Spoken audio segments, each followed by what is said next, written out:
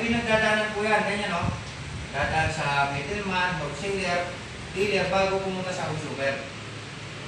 Ang tawag mo dyan, ano nga sabi ko kanina? Channel of distribution. At lahat ng ito, may patong. Di ba? Hindi naman po pwede ito, kukuha dito, ilalagay niya rito na wala siyang kita. Tama? At kailan lahat yan ito, may income sila. Di ba? Kaya pagdating sa atin, ang produkto, mahal. Di ba?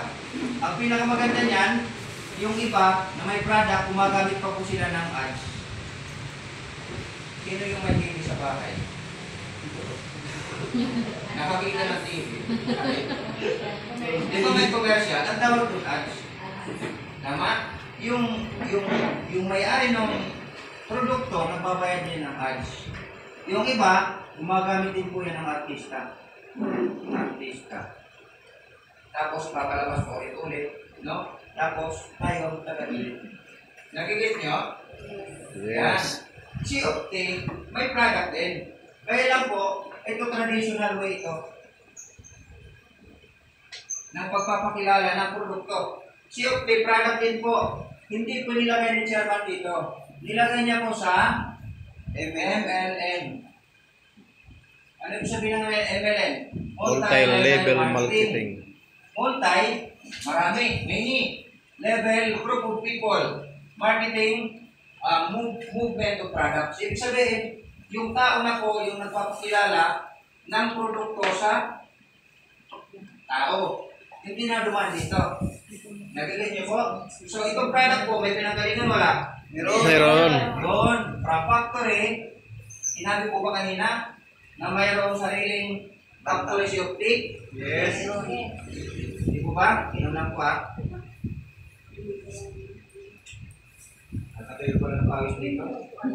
Anong lalamunan? Bibili lang sana ako ng sopa ito, nakapunta po eh. Okay, mayroon po itong sariling factory. Tama? May si Optic, yan. Kanya na rin po yan eh. Diba? From factory, Optic, diretso na po yan sa iyo. Consumer, distributor, o dealer. Tama? Wala na dito. Hindi na siya dumaan. Kaya yung product, diretso na sa iyo kung wala po ang produkto. Kasi hindi na po. Nice, power. Hindi na siya dumaan sa channel of distribution. Ito maganda. Pag sumali ka sa kumpanya ni Optic, ikaw po na distributor or distributor, ikaw, kasi pag sumali ka dito, discuss ko mamaya. Pag sumali ka dito, hindi ka na po, wala na din yung channel. Ikaw na rin po yung middleman. Ikaw na rin po yung wholesaler. Ikaw na rin po yung dealer. Ikaw pa yung consumer. Hindi na siya naman dito. At yung kikitay ng mga to, ibibigay na sa iyo. Yun. Yun. Ito maganda. Ikaw pong artista. Yun. Yun, power. Diba? Kasi ikaw yung magpapakilala ng product sa tao. Kaya lang, paano mo siya may papakilala? Dapat, i-share ka muna. Diba? Mahirap magsalita ng produkto na hindi mo na Subukan.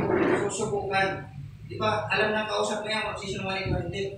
Kaya kami po, bakit kami nakakapag-share sa inyo, nasubukan namin products. Excuse po. Kaya sinasabi namin